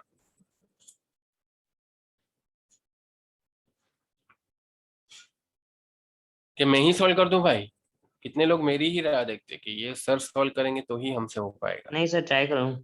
अरे ट्राई करो यार, सही में ट्राई करेंगे तो बहुत मजा आएगा। मैंने तो आपको ARSN का पूरा रखकर बता दिया, फिर कहाँ पर एक फॉर्मूला एक कुछ टर्म बनना था वहां से मैंने बोला कि चलो यार अब थोड़ा सिंप्लीफाई कर दो। बाकी सब कुछ अप्रोच तो पूरा बता ही दिया है, बस सिंप्लीफिकेशन थोड़ा तुम्हारे ऊपर छोड़ा है।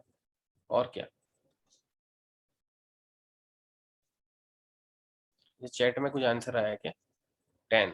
ओके, आंसर एक आ चुका है, बहुत बढ़िया, बहुत बढ़िया आंसर एक आ चुका है। देखते हैं करेक्ट है या नहीं करेक्ट है, पता चलेगा।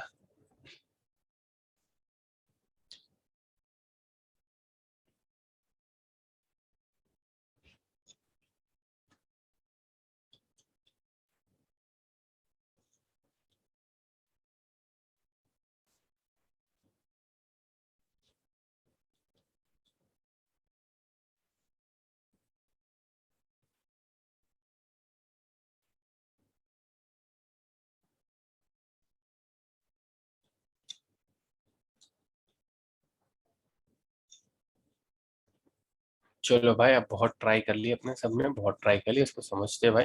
मुझे लगता है ज्यादातर लोगों को समझ में नहीं है, तो समझते हैं इसको क्या लिखा हुआ है, क्या स्टेप्स है।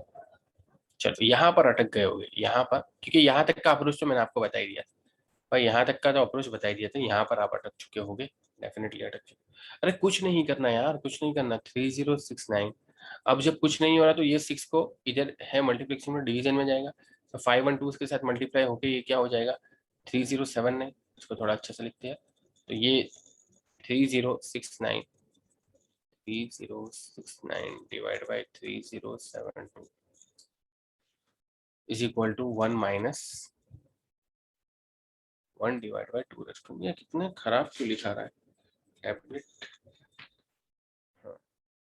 अब क्या करेंगे भाई, अब क्या करेंगे, 1 डिवाइड बाई 2n को इस तरफ लाएंगे और 1 माइनस 3069 डिवाइड बाई 3072, 372 को मल्टीप्लाई करेंगे और 3069 में से डिवाइड करें, माइनस करेंगे, तो यहाँ पर बचेगा ultimately 1 divide by 2n, 3 divide by 3072। 3072 भाई जाएगा, 3 1 था 3, फिर उसके बाद 3 1 था 3, 1 0 3 2 था 6, बचेगा क्या 12, 3 4 था। सो 1 डिवाइड बाई 2n। और देखो तुमको अभी पता होगा, थोड़ी देर पहले मैंने क्या बोला था कि सबको कितना पता होना चाहिए, 2/10 तक का पता होना चाहिए, बोला था कि नहीं बोला था मैंने? 2/10 1024 होता है, थोड़ी देर पहले बोला था कि नहीं बोला था कि भाई इतना पता होना चाहिए। तो इसलिए ही बोला था क्योंकि मुझे पता है कि आगे किस टाइप के क्वेश्चन आने वाले हैं और क्या उसका यूटिलाइजेशन होने वाला है। ठीक है, हाँ। तो अब ये सबको सही में बोल रहा हूँ यार, अगर नहीं पता तो पता कर लेना। और तुमको पता है यार, जेई वाले तो बहुत बढ़िया 5/10 तक का और सब याद रख लेते हैं, अच्छे जो स्टूडेंट्स होते हैं ना, क्योंकि उनको पता है यार इसका एप्लीकेशन आएगा और यही डिफरेंस क्रिएट करेगा between topper and average student. Average student यहाँ तक हो सकता है अगर अटक जाए, फिर उसको पता होगा अगर 2/n, तो 2/10 करेंगे तो 1024 होता है। तो अब ये 1024 यहाँ पर 2/n है, तो n डेफिनेटली क्या आ जाएगा, 10 ही आ जाएगा, क्योंकि 2/n की जगह अब मैं 1024 को लिख सकता हूँ 2/10, बेस सेम है तो n इज इक्वल टू 10। ठीक है, तो जो सीरियस स्टूडेंट्स है मेरी बात मानना कि भाई शुरुआत किससे करना, 2/10 तक का सबको याद होना चाहिए। 2/5 की वैल्यू क्या आती है, 2/8 की वैल्यू क्या आती है, 2/7 की वैल्यू क्या आती है, 2/8 की वैल्यू क्या आती है, ये अप टू 2/10 तक कितनी वैल्यू आती है, यानी कि 1024 तक सबको पता होनी चाहिए। चलो चलो अप्रोच डिस्कस करते हैं। The sum of first 3 terms of GP geometric progression is 13/2। यानी कहना क्या है, S3 से 13/2 बोल 13/12 बोल रहा है क्या? समझ में आया कि ये मैंने पढ़ा और मैंने लिखा S3 is equal to 13/2 and their products is -1 और उनका प्रोडक्ट जो होता है minus. Find the common ratio and the terms. Common ratio किसको बोलते हैं? आर को। एंड द टर्म्स, कौन सी टर्म है वो, यानी कि ए पहली टर्म, दूसरी टर्म और तीसरी टर्म क्या है वो बतानी है, और आर क्या होगा ये बताना है। तो दोस्तों यहाँ पर assume that A1 is equal to A divided by R, A2 is equal to R and A3 is equal to क्या लिखेंगे? AR। जियोमेट्रिक प्रोग्रेशन में दिख रहा है ना भाई, R का इंक्रीमेंट हो रहा है, तो कॉमन कांस्टेंट रेशियो हमारा क्या है? R। ऐसा मैंने क्यों किया? क्या कोई बताएगा क्या ऐसा क्यों यहाँ पर लिया गया? ऐसा क्यों यहाँ पर लिया गया? क्या कोई बता सकता है क्या? सर आप तो ले सकते थे ना, पहली टर्म मान लो कि x, दूसरी टर्म y, तीसरी टर्म z, ये भी तो ले सकते थे सर। सर आपको प्रोडक्ट चाहिए था तीनों का। प्रोडक्ट चाहिए था क्योंकि यहाँ पर लिखा है देयर प्रोडक्ट इज -1। तो सबसे आसान अगर इनका प्रोडक्ट करूंगा तो क्या हो जाएगा पता है? a divide by R multiply by R multiply by A R. So क्या क्या कैंसिल हो गया हमारा?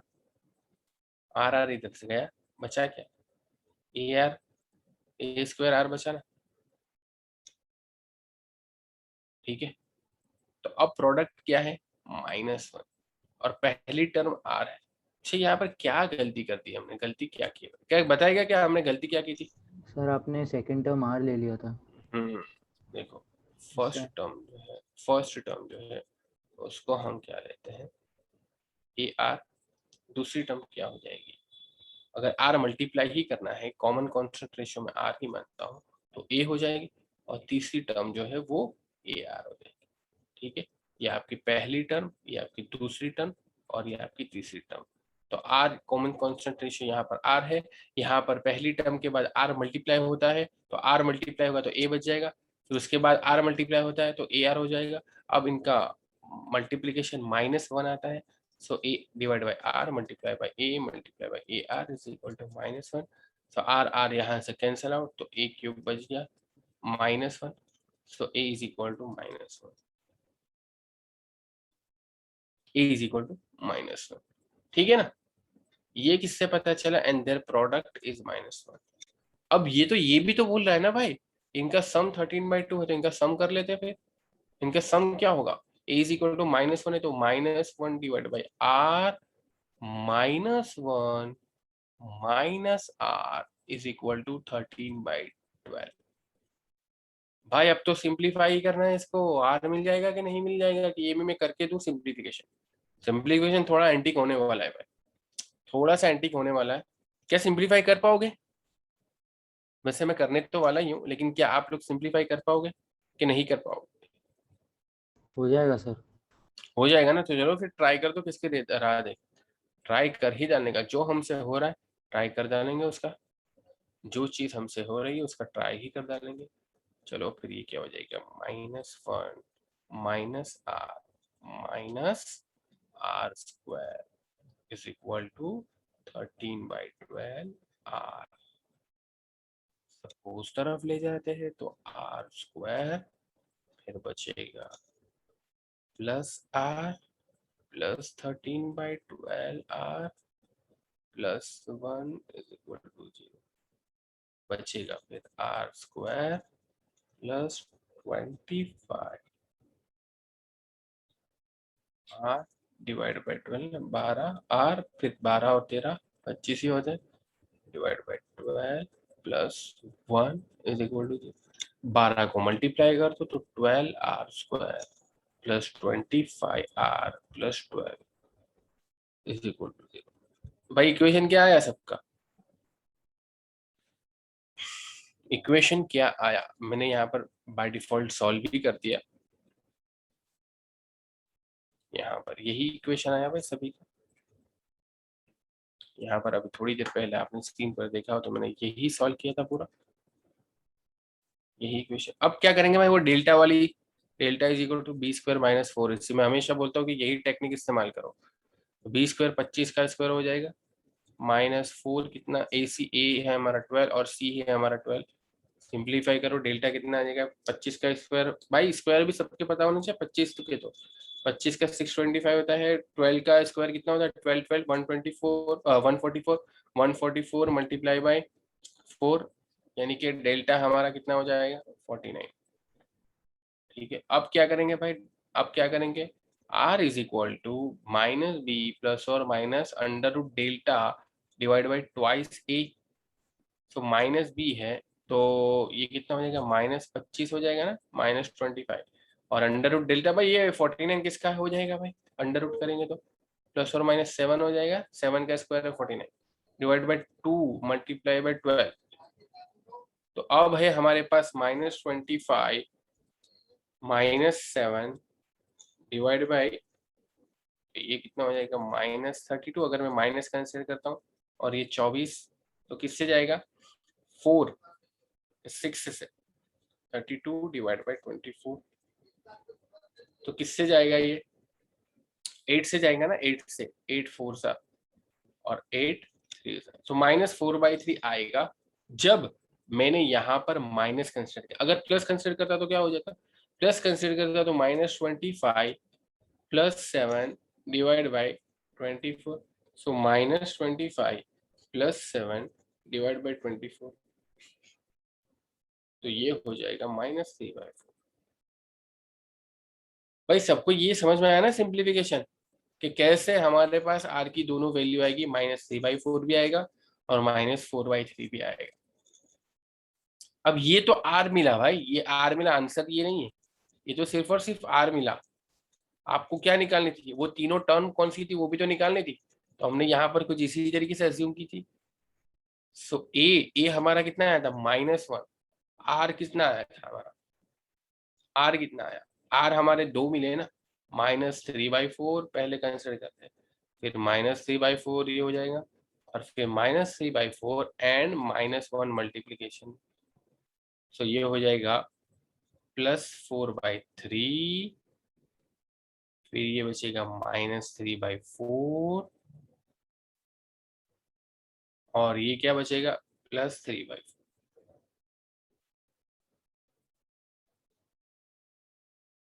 ठीक है भाई। अच्छा ये हमने इधर क्यों -3/4 किया, तो -1 ही आएगा ना, ए की वैल्यू तो -1 ही आएगी। तो जब हम -3/4 कंसिडर करते हैं तो हमारी ये तीनों वैल्यू आएगी, और जब हम -4/3 कंसिडर करते हैं तो ये तीनों वैल्यू। भाई सभी का आया क्या तीनों वैल्यू के, सबने सिर्फ देखा इधर मैंने क्या किया वो। यस सर, आ गया। सही में बोलता हूँ सब लोग को करना चाहिए, बहुत अच्छा एग्जाम्पल था। सबसे इम्पोर्टेंट इस एग्जाम्पल में जो था वो था, पहले तो ये टर्म कैसे आपने कंसिडर की वो, क्योंकि हमें यहाँ पर आसानी होती है, अगर हमने ये टर्म कंसिडर की तो सीधा हमें a की वैल्यू -1 मिल जाती है, इसलिए हमने इस टाइप का सिंप्लीफिकेशन किया, यानी कि ये तीनों टर्म अज्यूम की। और जियोमेट्रिक प्रोग्रेशन में जैसे जैसे जहां भी एज्यूम करने का आएगा तो वहां आपको पता चली जाएगा। अगर आपके पास कोई 4 टर्म होती और मान लो कि प्रोडक्ट करने का कुछ बोला गया होता तो आप क्या करते, 5 टर्म होती, मान लो कि 5 टर्म, तो आप क्या लोगे a divide by R square, A R, फिर क्या लोगे a, फिर ए आर और ए आर स्क्वायर। अब देखो यहाँ पर 5 टर्म है, तो अगर 5 टर्म गैस करने का बोला होगा तो आप ये लोगे, इससे फायदा क्या होगा, इसका मल्टीप्लीकेशन करो, a⁵5 आ जाएगा। और मान लो कि 5 टर्म जो है उसका बोल दिया, उसका मल्टीप्लीकेशन 2 आता है, तो आप 2⁵5 यानी कि 32 आता है, तो आपको 32, तो आपको a = 2 मिल जाएगा ना इधर से। तो जियोमेट्रिक प्रोग्रेशन में हमेशा टर्म को कैसे गैस करना है याद समझ में आ गया क्या, 3 टर्म है तो इस तरीके से, 5 टर्म का मैंने आगे और बताया, और 3 और 5 ही जनरली आएगा, 5 टर्म अज्यूम करनी पड़ेगी तो 3 टर्म। खास करके ये तो पता ही कर लेना कि अगर 3 टर्म अज्यूम करने की बात करें तो आपको यही इसी तरीके से अज्यूम करना है। और फिर यहाँ पर सिंप्लीफिकेशन बहुत ही बढ़िया लेवल का था, आपको आपके ऊपर डिपेंडेंट करता है कि आप ये कैसे सॉल्व करते हो। मैं तो हमेशा डेल्टा वाली मेथड जो मैंने आपको बताई वही करता हूँ, b² - 4ac। और फिर यहाँ पर r की 2 वैल्यू जब मिली, r की 2 वैल्यू मिली, तो अब ये जो 3 टर्म थी ना ये 6 टर्म में कन्वर्ट हो जाएगी, क्योंकि पहली r की वैल्यू -3/4 के लिए ये 3 टर्म की वैल्यू अलग आएगी, फिर -4/3 के लिए अलग वैल्यू आती है। भाई ये एग्जाम्पल सही में जिसने नहीं किया हो मैं ये सजेशन करूंगा कि घर जाके प्रैक्टिस करे। अब यार घर जाके बोल रहा हूँ मैं, घर में ही तो हो, मतलब घर में इस लेक्चर के बाद फिर प्रैक्टिस करें। ठीक है, अब बात करते हैं जियोमेट्रिक मीन की। जियोमेट्रिक मीन भाई ध्यान से देखना भाई, यहाँ मैं कैसे कर रहा हूँ। आपके पास है 2, आपके पास 8। एरिथमेटिक मीन क्या होगा? मैं एरिथमेटिक मीन पूछ रहा हूँ। एरिथमेटिक 8 + 2 / 2। हाँ, एरिथमेटिक मीन इज 8 + 2 / 2। तो कितना होता है ये? 8 + 2 / 2 5।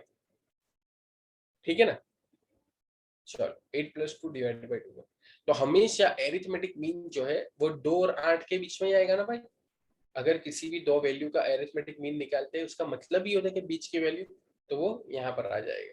चलो अब यहाँ पर जियोमेट्रिक मीन में क्या करना है पता है? जियोमेट्रिक मीन में हमेशा उसका क्या करना है? √AB। ये मान लो कि A है, ये मान लो कि B है, तो ये हो जाएगा 2 × 8, तो ये हो जाएगा √AB √16, आंसर 4, तो ये आ जाएगा।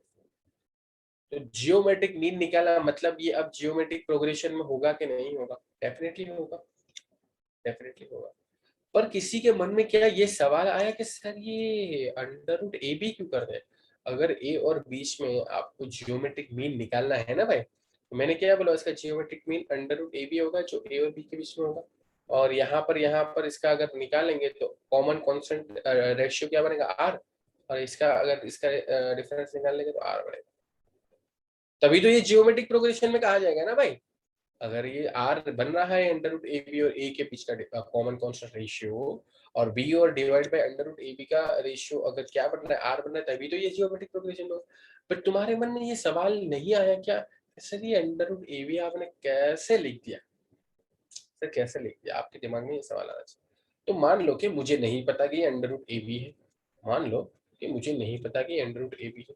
मैं करता हूँ A को यहाँ पर लिखता हूँ और B को मैं X मान लेता हूँ कि यार X होगा, जिससे क्या होगा, इनके बीच में कॉमन कांस्टेंट रेशियो R होगा और इनके बीच में कॉमन कांस्टेंट रेशियो R होगा, तभी तो ये जियोमेट्रिक प्रोग्रेशन में कहे जाएंगे।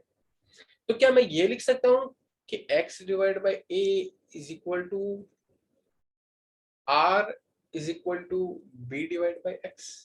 मैं लिख सकता हूँ ना मैं? तो क्या मैं ये लिख सकता हूँ कि X / A is equal to B / X? मैं लिख सकता हूँ। सो क्या मैं ये लिख सकता हूँ x² is equal to AB? So क्या मैं लिख सकता हूँ x is equal to √AB? बात वहीं पर आ गई, x इज इक्वल टू, ये क्या है हमारा?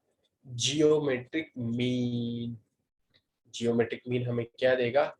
ये दोनों टर्म के बीच में कोई ऐसी वैल्यू देगा जिससे ये तीनों आपस में क्या हो जाएंगे? जीपी हो जाएंगे। GP geometric progression. भाई ये सबको समझ में आया क्या? Yes sir. ये जो मैंने इधर समझाया ना बहुत ही इंपॉर्टेंट है। कोई सही से नहीं समझा था कि √AB कैसा आता है, सही में बोलता हूँ, ये आपको समझ में आना चाहिए। और ये यहाँ पर आपको लिखना भी चाहिए अपनी नोट में। जब आप जियोमेट्रिक प्रोग्रेशन के अंदर लिखो कि ए और बी का जियोमेट्रिक प्रोग्रेशन √AB आता है, तो उसका यहाँ पर प्रूफ लिख लेना भाई, प्रूफ लिख लेना। स्क्रीनशॉट खींच सकते हो या अभी लिखा हो तो बहुत बढ़िया है। चलो अब समझ में आ गया। तो क्या मैं किसी को भी कोई भी नंबर दूंगा, उसका जियोमेट्रिक मीन निकाल सकते हो क्या फिर? चलो तो मैं कौन सा नंबर दूं आपको? मैं नंबर देता हूँ आपको 16 और 4। जियोमेट्रिक मीन निकालो। मतलब ये गलत लिख दिया मैंने यार। जियोमेट्रिक मीन 4 और 16। जियोमेट्रिक मीन निकालो। 8 सर। 8। तो क्या क्या होगा भाई इसमें? जिसने 8 आंसर दिया उसने किया होगा 4 × 16 अंडर रूट, ये हो जाएगा जियोमेट्रिक मीन। और 4 × 16 करेंगे तो कितना होता है? 64 होता है। और 64 का √8 आता है। वेरीफाई करते हैं कि ये सही है क्या नहीं। वेरीफाई कैसे करेंगे? 8/4 का जो वैल्यू आना चाहिए वही 16/8 का भी आना चाहिए, तभी तो ये जियोमेट्रिक प्रोग्रेशन में होगा ना भाई। सो ये करेंगे तो 4 2 8, 8 2 8 2 16। तो यहाँ पर भी R की वैल्यू 2 आ रही है, यानी कि 4 × 2 करते हैं तो 8 आ रहा है, और 8 × 2 करते तो 16 आ रहा है यहाँ पर। अब हाँ, जियोमेट्रिक मीन हमारा यहाँ पर करेक्ट है। अब मेरे हिसाब से जियोमेट्रिक मीन में आपको कोई दिक्कत नहीं होगी, लेकिन अब ध्यान से देखना, मैं आपसे ये कहूं कि ए और बी के बीच में मुझे बहुत सारे नंबर डालने हैं यार, बहुत सारे नंबर डालने हैं, ताकि ए और बी के बीच में जितने भी नंबर आए इंक्लूडिंग ए और बी एक जीपी बन जाए, जैसा कि हम एरिथमेटिक मीन में भी करते थे, एरिथमेटिक मीन प्रोग्रेशन वगैरह में भी करते थे, कि हमें बहुत सारे नंबर इंसर्ट करने होते थे। वो इंसर्ट वाला हमने बहुत सारे क्वेश्चन देखे थे ना, वैसे इंसर्ट वाले क्वेश्चन जियोमेट्रिक प्रोग्रेशन में भी आएंगे। तो जब मैंने क्या बोल रहा हूँ, क्वेश्चन समझ में आ गया? अभी तो हमने जो किया उसमें ए और बी के बीच में एक ही नंबर डाला ना भाई, एक ही नंबर डाला जिससे वो जीपी बन रहे थे। अब हमें बहुत सारे नंबर डालने हैं, कौन से G1 डालना है, G2 डालना है, G3 डालना है, GN-1 डालना है, GN डालना है और B डालना है। बहुत सारे नंबर डालने हैं। जब बहुत सारे नंबर डालने हैं तो पहली टर्म तो क्या है, ए, दूसरी टर्म तो क्या है, G1, तीसरी टर्म तो क्या है, G2, चौथी टर्म G3। तो ये कौन सी टर्म होगी, N-1 टर्म। और ये कौन सी टर्म, ये N-1 टर्म होगी या N+1 टर्म होगी? N+1 टर्म होगी ना भाई, समझ में आया क्या? अरे भाई सब लोग जाग रहे हो क्या? हाँ सर। Yes, sir. मैं GN को N+1 टर्म बोल रहा हूँ, सबको समझ में आया क्या? ये N+1 क्यों बोला मैं? सर देखो एक बार समझाना। Yes sir. देखो, ए को मैं क्या बोल रहा हूँ, पहली टर्म, फर्स्ट टर्म। G1 को बोलता हूँ सेकेंड टर्म, G2 को बोलता हूँ थर्ड टर्म, G3 को बोलता हूँ फोर्थ टर्म। तो यहाँ पर एक सीक्वेंस मतलब लॉजिक दिख रहा है कि जब मैं सेकंड टर्म बोलता हूँ तो यहाँ पर क्या लगा हुआ है, 1 लगा हुआ है ना। जब थर्ड टर्म बोलता हूँ तो यहाँ पर क्या लगा हुआ है, 2 लगा हुआ है। G3 को मैं क्या बोलता हूँ, फोर्थ टर्म बोल रहा हूँ। GN-1 को क्या बोलूंगा फिर मैं, इससे तो एक बड़ा ही है ना भाई टर्म, टर्म का नंबर ये जो GN G1 G2 G3 है, उससे तो एक बड़ा ही दिख रहा है ना भाई, 1 से बड़ा ही है ना 2। तो 2 सर जो है, n नहीं कहेंगे किसको, GN-1 एक को बड़े क्या है, टर्म को? एक मिनट, GN माइनस वन को मैं क्या लिख सकता हूँ यहाँ पर, इसके ये लॉजिक के अकॉर्डिंग क्या लिख सकता हूँ, तुम बताओ। n। हाँ, ये कौन सी टर्म हुई हमारी, nth टर्म। GN वाली टर्म कौन सी होगी फिर उसके बाद वाली, N+1 टर्म। और जब हमने GN नंबर इंसर्ट किए ए और बी के, तो ये बी को मैं क्या लिखूंगा, N+2 टर्म। ये ऐसा क्यों हो रहा है, क्योंकि हमने GN नंबर इंसर्ट किए। तो N+2 टर्म कौन सी हमारी बनी, बी बनी कि नहीं? इतना सबको समझ में आ गया कि कैसे मैं बी को N+2 टर्म बोल रहा हूँ। जिसको जिसको समझ में आ गया वो बोले, और जिसको नहीं समझ में आया वो भी बोले, क्योंकि आगे जो हम जाने वाले हैं वो इस पर डिपेंडेंट करता है। फिर से आ एक गया बार सर समझ में। आ गया ना, फिर से किसी को समझने की नीड नहीं है ना, पक्का ना? चल तो हम प्रोग्रेस करते हैं फर्दर। सबको आ गया जब समझ में, तो प्रोग्रेस करते हैं फर्दर। अब अच्छा, यहाँ पर तो कुछ लिखा ही नहीं, चलो कोई बात नहीं, यहाँ से समझ लेते। तो हमने इसको क्या बोला, बी को हमने क्या बोला कि बी जो है वो हमारी N+2 टर्म है ना। तो can we write AN+2 is equal to B? Definitely last term N+2 को, अगर N+2 जो है वो मैंने लास्ट टर्म है और लास्ट टर्म हमारी बी भी है, तो AN+2 B लिख सकते हैं। नाउ जियोमेट्रिक प्रोग्रेशन की बात करें तो AN हम कैसे डिफाइन करते हैं, AR⁻n-1। तो AN+2 को हम कैसे डिफाइन करेंगे भाई, अब तुम बताओ मुझे। AN+2 में क्या लिखो, A, फिर R, N की जगह क्या रखना है, N+2 -1। तो AN+2 क्या बनेगा, AR⁻n+1 बनेगा क्या? इतना सबको समझ में आया क्या? AN+2 is equal to AR⁻n+1। ये समझ में आया क्या कि नहीं आया? Yes sir.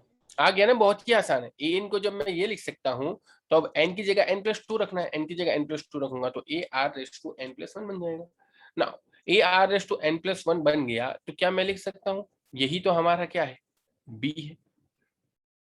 यही तो हमारा क्या है बी है। सो क्या मैं ये लिख सकता हूँ r⁻n+1 is equal to b/a? Definitely लिख सकता हूँ। सो अब मैं ये जो r⁻n+1 है दोनों का जगह से अगर मैं इनका रूट लूँ n+1 का, या तो ऐसा कह दो कि ये जब पावर में है, ये जब पावर में है इस तरफ, तो उस तरफ जाएगा तो क्या बन जाएगा, डिनोमिनेटर मतलब पावर के नीचे चला जाएगा अंडर रूट में। So r is equal to b divide by a 1 divide by n+1। तो ये आपको क्या मिल गया, r मिल गया। r मिल गया ना भाई आपको। ये जनरल फॉर्मूला है, जनरल फॉर्मूला है किसके लिए, r का, जब आपको n नंबर्स इंसर्ट करने हो बिटवीन a और b के। अब जब n नंबर्स इंसर्ट करने हैं, r का वैल्यू मिल गया है, तो g1 हमने क्या लिखा था, a r लिखा था, क्योंकि g1 हमारी सेकंड टर्म है, सेकंड टर्म हमेशा a r होती है क्या, ठीक है। सो अब r की वैल्यू हमें क्या मिली है, b/a और 1 डिवाइड बाई n+1, ये हो गया जी। चलो भाई gn बताओ अब मुझे, gn what will be gn। So gn is actually हमारी कौन सी टर्म है, an प्लस वाली टर्म। सो ये हो जाएगी a r⁻n। सो ये हो जाएगा a multiply by b divide by a n divide by n+1। ये हो गया हमारा gn। ठीक है, समझ में आ गया कि नहीं आया, क्लियर बोल दोगे तो अच्छा रहेगा, क्योंकि आगे इसके ऊपर ही एग्जाम्पल है। मतलब ये अंडरस्टैंडिंग के लिए, आपसे कोई एग्जाम में पूछा नहीं जाएगा ऐसा कुछ, बट ये अंडरस्टैंडिंग के लिए है। चलो देखते हैं आपको समझ में आया कि नहीं आया अगले एग्जाम्पल से। अगला एग्जाम्पल क्या लिखा हुआ है, insert 3 numbers between 1 2 5 6 so that 256 और 1 के बीच में कितने नंबर डालने हैं, 3 नंबर डालने, so that the resulting sequence is GP. तो हमने जैसा कि क्या किया था भाई, इसको a मान लेते हैं, इसको b मान लेते हैं, इनके बीच में डाल दो g1 g2 g3, डाल दिया। चल जब हमने डाल दिया तो अब हमारे पास क्या है, लार्ज सिस्टम है, ए 1 2 3 4 5, तो हमारे पास क्या a5 है, a5 इज इक्वल टू 256। तो a5 को क्या लिख सकते हैं, a r⁻5 - 1। So 256 is equal to a r⁻4। Now a हमारे पास 1 है, सो 256 इज इक्वल टू r⁻4। तो r⁻4 है, सो r विल बी +or-1। भाई ये सबको समझ में आता है कि r is equal to +or-4 क्यों लिखते हैं यहाँ पे, जब ये इस तरीके से होता है तो आर स्क्वायर इसको मान लो कि 1 हो तो r is equal to +or-1 क्यों लिखते हैं, ये मैथमेटिकली पता चलता है कैसे होता है। सर रियल रूट्स लिखना होता है ना, अगर अगर हम -1 का स्क्वायर करेंगे तो भी वो 1 आएगा, और हाँ सही है इसी वजह से। ठीक है, अब जब -1 का स्क्वायर करते हैं तो भी r स्क्वायर कहलाएगा, तो भी 1 आता है, 1 का स्क्वायर करते हैं तो भी r स्क्वायर कहलाएगा, 1 आता है। तो हम यहाँ पर, लेकिन r³ इज इक्वल टू 1 हो तो नहीं कह सकते, बिकॉज -1³ करेंगे तो वो -1 आता है। तो हम यहाँ पर कह सकते हैं जब ऑड हो तो हम डेफिनेट है अपने रूट के ऊपर, सो अब यहाँ पर r इज इक्वल टू 1 ही आएगा। ठीक है, चलो तो अब यहाँ पर तो ये क्या है, इवन है, तो अब यहाँ पर -4 का पावर 4 करो तो भी 256 आएगा, और +4 का पावर 4 करो तो भी 256। तो r is equal to +or-4 मिल गया। अब तो कुछ नहीं करना भाई, जब r आपको मिल गया तो अब r मल्टीप्लाई करते जाओ, आपको नंबर मिलते जाएगा 1, फिर आपको एक बार तो -4 मल्टीप्लाई करना, -4, फिर अब यहाँ पर देखा आपने -4 मल्टीप्लाई करेंगे तो क्या होगा, -4 मल्टीप्लाई करते जाओ, फिर -4 मल्टीप्लाई करेंगे तो कितना हो जाएगा, +16, 16 फिर -4 मल्टीप्लाई करेंगे तो -64 -16, फिर -4 मल्टीप्लाई करेंगे तो 256। हाँ। तो एक तो हमारी ये जीपी बन गई जिसके अंदर r की वैल्यू है -4, ये तो एक बनी ना जीपी, हमने तो r इज इक्वल टू 4 भी तो कंसिडर करना है। जब r is equal to 4 consider करेंगे तो ये बन जाएगा 1 4 16 64 एंड 256। तो अब यहाँ पर हमें कितनी जीपी मिली? 2 जीपी मिली फॉर दिस पर्टिकुलर केस।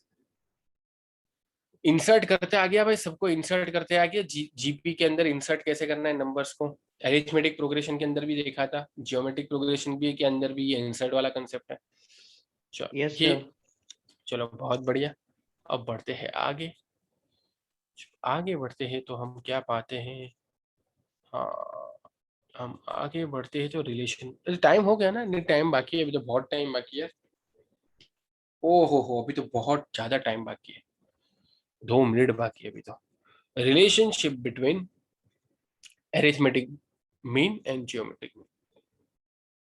तो क्या रिलेशन है यार, बहुत ही आसान सा रिलेशन, ध्यान रखना। पहले तो ये रिलेशन को मान लो गोली, हम लॉजिकली जाते हैं। लॉजिकली क्या है, अभी भाई आपको 2 और 4 इसका एरिथमेटिक मीन निकालो भाई फटाफट से। एरिथमेटिक मीन 2 + 4 डिवाइड बाई 2 = 3, तो बीच में 3 डाल दो, तो यहाँ पर d = 1 आ जाएगा। ये एरिथमेटिक प्रोग्रेशन हो गया, बहुत बढ़िया। अब आपको 2 और 4 के बीच में जियोमेट्रिक मीन पूछेगा, तो आप क्या करोगे? 2 × 4 क्या बोला, 8 हो गया। √8, √8 समथिंग आएगा, जो 2.83 के आसपास जाएगा। आप बोल दोगे 2 √8, यानी कि क्या मैं लिख सकता हूँ 2, फिर √8 को मैं क्या लिख सकता हूँ, √8 को मैं लिख सकता हूँ, हाँ 4 × 2 यानी कि 2 फिर √2। चलो तो मैं लिख सकता हूँ 2 √2 उसके बाद 4, यानी कि √2 यहाँ पर आ जाएगा और ये हमारा जीपी हो जाएगा। अब आप सोचो, अब सोचने का क्या बात है, मैं ये आपको कंपैरिजन इसलिए बताता हूँ प्रैक्टिकली, वो बाद में, ये थ्योरी तो हम देखने ही वाले हैं। यहाँ पर एरिथमेटिक मीन हमने लिया तो कितना आया, 3। जियोमेट्रिक मीन लिया हमने तो 2 √2 आया। भाई √2 की वैल्यू सबको पता होनी चाहिए, √2 की वैल्यू सबको पता होनी चाहिए 1.41, √3 की वैल्यू 1.732। भाई सबको पता होनी चाहिए, 11वीं 12वीं वाले जितने भी हैं सबको √2 की वैल्यू पता होनी चाहिए। √2 की वैल्यू 1.41, आगे और याद रखना तो 4 भी इंक्लूड कर सकते हैं। √3 की वैल्यू 1.732, ठीक है। अब ये 2 को √2 से मल्टीप्लाई करते हैं 1.414, तो ये डेफिनेट बात है ना भाई, 3 से तो छोटा ही आएगा, 3 से तो छोटा ही आएगा ना भाई, ये तो इतना तो लॉजिकली पता चलता है। और यहाँ पर 2 और 4 का जब मैंने एरिथमेटिक मीन लिया तो वो 3 आया, जियोमेट्रिक मीन लिया तो मैंने 2 √2 आया। तो क्लियरली क्या दिख रहा है, 3 > 2 √2। भाई क्लियरली दिख रहा है ना, क्योंकि 2 √2 की वैल्यू 2.83 समथिंग आती है। सो क्लियरली ये दिख रहा है कि 3 > 2 √2। इससे कंक्लूजन क्या निकला, कंक्लूजन ये निकला, arithmetic mean is greater than GM. ठीक है। बट मैं यहाँ पर बोलता हूँ कि कभी कभी ये बराबर भी हो जाएगा, कभी कभी ये बराबर भी हो जाएगा। अब आपको कोई ऐसी सीक्वेंस दे दी 1 1 1, ये भी तो है ना सीक्वेंस, है कि नहीं है? है। इसका सबका डिफरेंस निकालो, d = 0 है, a = 1 है। अरिथमेटिक मीन कितना आ गया भाई इसमें, अगर 1 और 1 है तो अरिथमेटिक मीन 1 + 1 डिवाइड बाई 2 1 आ गया। चलो जियोमेट्रिक मीन कितना आएगा, 1 × 1 कितना आ गया, 1। मतलब arithmetic mean is always greater than वाला तो मैंने इससे पहले समझा दिया था, और इक्वल टू वाला ये एग्जांपल से समझा था। Arithmetic mean is always greater than और इक्वल टू जियोमेट्रिक मीन। बहुत ही इंपॉर्टेंट रिलेशन है, ठीक है, बहुत ही इंपॉर्टेंट। छोटी मोटी जितनी भी एग्जाम दोगे ना भाई उसमें पूछा जाएगा।